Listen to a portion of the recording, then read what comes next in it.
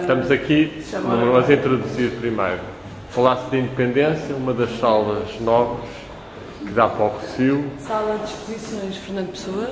A chamada Sala de Exposições Fernando Pessoa, e estamos aqui no decorrer do dia da finalização desta exposição com uma das artistas, a Graça Moncada, que fez esta peça belíssima chamada o Oratório. Ora bem, ela vai-nos então dizer, transmitir, partilhar a sua experiência.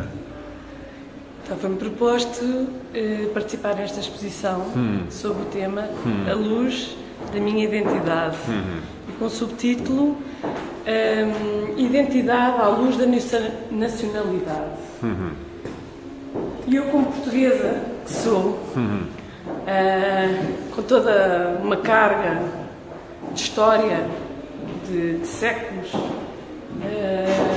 greco-latina e cristã, católica e apostólica, não consegui pensar noutra coisa que não fosse precisamente a presença de Cristo na história deste território onde habitamos. E então resolvi fazer um oratório, que é uma peça, é uma caixa que se pode transportar e levar connosco, mas é também o meu interior que se abre, representando no centro de tudo Jesus Cristo, que esteve presente em inúmeros episódios da nossa história de Portugal e que continua a estar presente no povo português que tem fé e que acredita, e uns que acreditam menos, mas que cada vez que querem fazer um ato valente, porque eu acho que Deus chama-nos, reserva-nos atos heróicos, tem-nos destinados a atos heróicos. Fez o ser humano para se ultrapassar a si próprio. Ultrapassar a si próprio. Bom. Sim.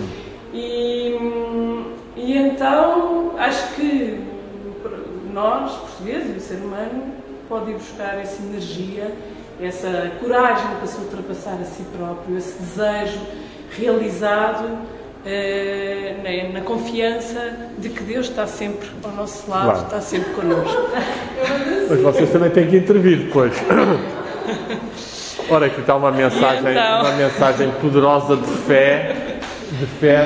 E então é precisamente nesta convicção de que Deus está sempre comigo e que com Ele consigo realizar coisas que realmente valham a pena, que não seja só as meras funções de raciocinar ou de comer ou de coisas que fiquem. Há este desejo de fazer coisas maiores.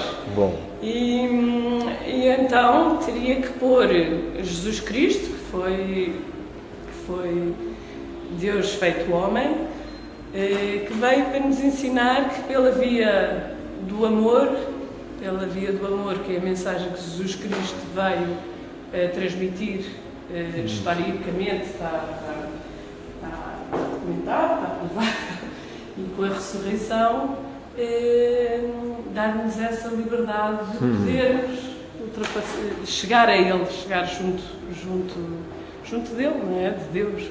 Bom. E então coloquei-o no centro de tudo. Em cima está o Espírito Santo, que desce, que nos ilumina, esperemos nós, não é? Que vem sobre nós, e acompanhado pelos anjos, os tais querubins, isso poderá-me dizer melhor do que eu. A seguir a segunda parte. Os anjos que o acompanham. Depois, ao lado de Jesus Cristo, estão as duas rainhas de Portugal. Nossa Senhora da Conceição, onde Jesus Cristo nasceu, que tem a coroa que o Dom João parte, após, tem a ver também com tem consagrado facto de ser Portugal. Aqui, exato, no Palácio da Independência, não é? Com o tal demónio de que falou há bocado, que o dragão, uma serpente. Maçã, pois. É quase como se fosse é o demónio no fundo, não é? É o Dionísio. Sim, mas demónio no sentido de daimon. Daimon de gênio, não é? O gênio telúrico, o gênio Sim. da energia do eu, que pode ser realmente anti-submissão a Deus, que é o caso da lenda de Lucifer, não é? Mas que é também as forças, no fundo, da própria vida, não é? Sim. As forças da própria sexualidade, etc. E, portanto, são essas forças que têm que ser depois devidamente utilizadas, crescei e multiplicai-vos, não é? Portanto, a pessoa tem que saber crescer e saber depois partilhar a sua energia criativa, seja a energia criativa sexual, seja a energia criativa artística, seja as outras formas de energias, não é? Sim, é importante. E nós artistas temos um papel importante nisso. Um papel importantíssimo e, portanto, partilhar esta peça tem, de facto, essa riqueza de estar bastante completa em termos da tradição portuguesa, porque tem depois ali o Santo António, não é? E o São Francisco de Xavier, não é? Exato. E tem Nossa Senhora de Fátima. Isso também, pronto. Isso, pronto, as duas rainhas a acompanhá-lo, não é? E tem aqui um textozinho místico que diz-nos o quê? Leia lá o texto de cor, que deve saber. O texto está ali. Já não sabe de cor ou sabe? Já nem sei. Meu querido Santo António, peço saúde, pão e vinho. E a Deus, Nosso Senhor, que me indique o caminho. Tá bem. Isto, no fundo, um manjerico. Manjerico que é o manjerico que é chamado, Lisboeta, não é? que não é só lisboeta, porque na Índia é chamado o tulsi e é também a planta sagrada. Todos os sacerdotes e todos os brahmanes têm à porta da sua casa um raminho de tulsi e utilizam muito nas suas preparações e bebidas e águas sacralizadas, etc. Portanto, são símbolos. Você curiosamente meteu aqui a oliveira também, que isto é a sua parte surrealista, isto é a sua entrega de me pôr aqui. Se eu tivesse um oratório, eu punha lá o ramo de oliveira e punha o manjerico.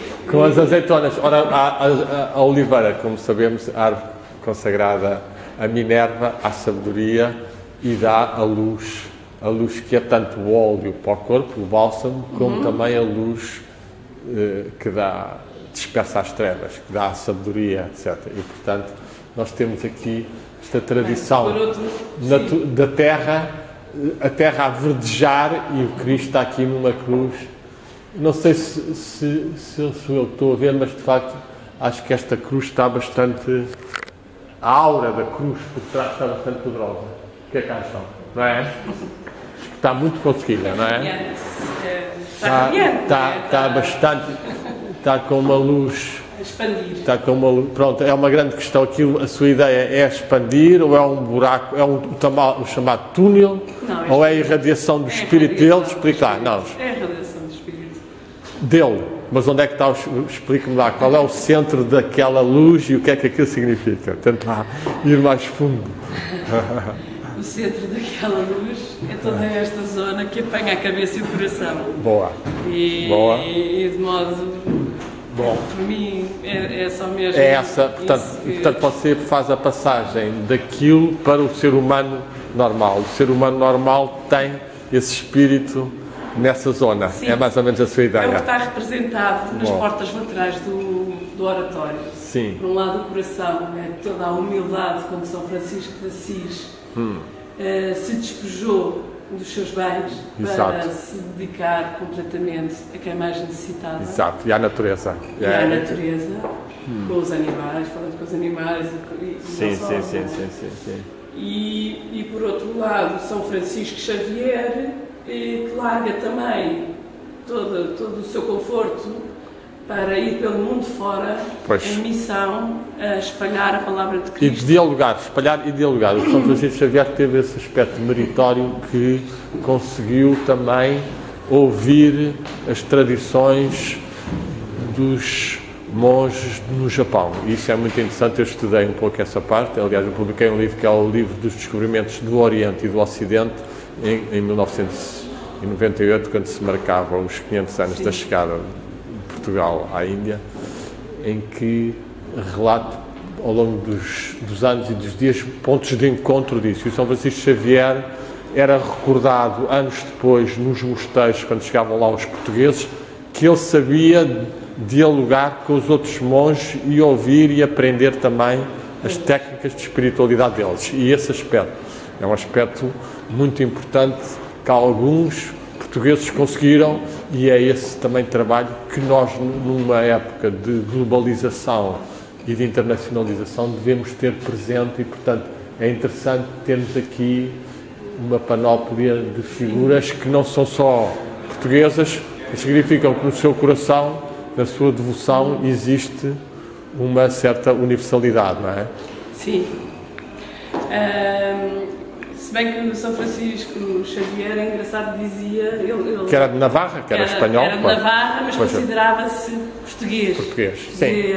Sim. Pronto, mas... E sobretudo era... estava a dizer, mudar o amor não é só dar e não ouvir. Exatamente. É uma troca. Tem que ser uma troca, tem que ser um diálogo com os monges. Pois é. E o absorver também, o estar aberto a ouvir, claro, é fundamental. Fundamental. Fundamental. Pois é. Do outro lado, temos então o lado da razão, com São Tomás de Aquino. Exato. São Tomás de Aquino, que era um dominicano, que é uma ordem um bocadinho mais pesada, mas que deu uma estrutura escolástica. Exatamente. Em que meteu, de facto, Aristóteles dentro do pensamento da Igreja. Curiosamente, o São Tomás de Aquino, nos últimos tempos da sua vida, na última fase da sua vida, teve uma experiência mística e iluminativa que disse que tudo o que ele tinha escrito não, que era palha comparado com o que... E isso aqui leva-nos outra vez ao que disse ao princípio da via do coração, não é? Sim. O coração, enquanto que órgão de comunicação e de conhecimento, deve ser mais cultivado do que meramente a cabeça e os dogmas e sem dúvida. As clássicas. É que o coração é um órgão que não fica repleto, ele cresce. Por exemplo. Quanto mais é alimentado, exato. mais espaço tem. É verdade. Isso também é uma questão interessante, porque às vezes diz que o saber não ocupa lugar, mas nós vemos que o saber na mente, na cabeça, ocupa algum lugar. Porque basta ver muita gente que, quando está a fazer as suas teses ou isto ou aquilo, que a certa altura quase que tem esgotamentos, porque encheu demasiado o disco rígido. Com o coração já não se passa tanto isso, então adeus. E então temos aqui, de facto... Com estes dois lados, o lado do coração e o lado da razão, gostava também de fazer uma alusão aos tempos de hoje, ao Papa Francisco e ao Papa Bento XVI. Portanto, a sua devoção não é só uma devoção interior do coração, mas passa também por uma adesão e uma tentativa que a Igreja consiga ser verdadeiramente cada vez mais cristã, e que estes papas podem ser sinais disso, Sem dúvida, para mim o caminho é esse. Bom. E com este tema senti-me obrigada a mostrar, claro. Porque dá-me ideia que está esquecido. Muito no meio da arte contemporânea. Pois. E eu, porque tinha feito a arte sacra, senti uma responsabilidade, um dever de dar o seu testemunho e a partir da sua vivência. Sim. Porque é que pôs aqui a caixa de fósforos? Qual é a sua ideia da caixa de fósforos com as quinas? A caixa de fósforos. Diga-me lá, para que é que esta caixa de fósforos vai servir e qual é o símbolo, sobretudo? Isto é engraçado, faça-me um movimento de acompanhamento da caixa, daqui, sempre ficando uma caixa até aqui, e vai acompanhando, vai virando a câmara e vai caminhando para cá, e veja se tem que focar a caixa. Sempre a caixa. Sim, sempre a caixa. Não sei se consegue perceber, através da câmara. Mas, ao fazer este movimento, sim, há uma ilusão óptica em que a caixa está desenhada com uma perspectiva que segue o olhar.